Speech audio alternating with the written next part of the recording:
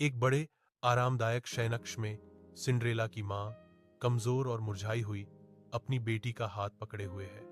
उसकी नजरें कोमल है। सिंड्रेला की आंखें, जिनमें अनकहे आंसू भरे थे, अपनी मां पर टिकी हुई थी, हर अनमोल शब्द को आत्मसात कर रही थी। उसकी मां फुसफुसाती है, मेरी प्यारी बच्ची, दयालु और अच्छी बनी रहो, और मैं हमेशा तुम्हारे दिल के करीब रहूंगी। एक गहरा दुख उतर आता है जब मां की आंखें धीरे से बंद हो जाती हैं, जिससे धूप वाले कमरे में एक भारी सन्नाटा छा जाता है। सिंड्रेला धीरे से अपनी मां के हाथ को चूमती है। उनके बीच एक मौन प्रतिज्ञा गुजरती है। उसका संकल्प और भी दृढ़ हो जाता है।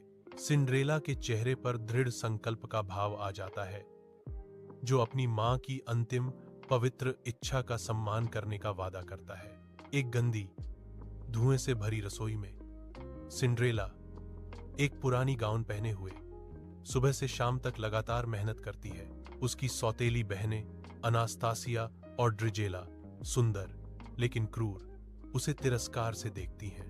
एनास्तासिया राख में मटर और दालें बिखेरती है। उसकी आंखों में एक दुर्भावनापूर्ण चमक है। ड्रिजेला हंसती है। सिंड्रेला गहरी सांस लेती है। उसका चेहरा शांत संकल्प का मुखौटा है, क्योंकि वह गड़बड़ी को सुलझाना शुरू कर देती है।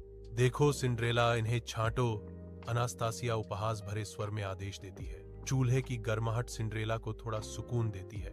इस कठोर दुनिया में उसका एकमात्र बिस्तर, भव्य बॉलरूम में प्रिंस चार्मिंग अलग खड़े हैं।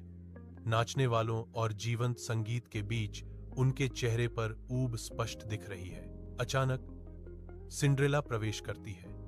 उसका गाउन सोने और चांदी से चमक रहा है। पहली नजर में राजकुमार को मोहित कर लेता है।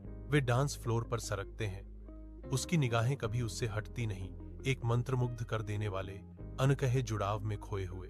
जैसे जैसे रात गहरी होती जाती है, सिंड्रेला महल के बाहर एक बगीचे के शेड में खिसक जाती है।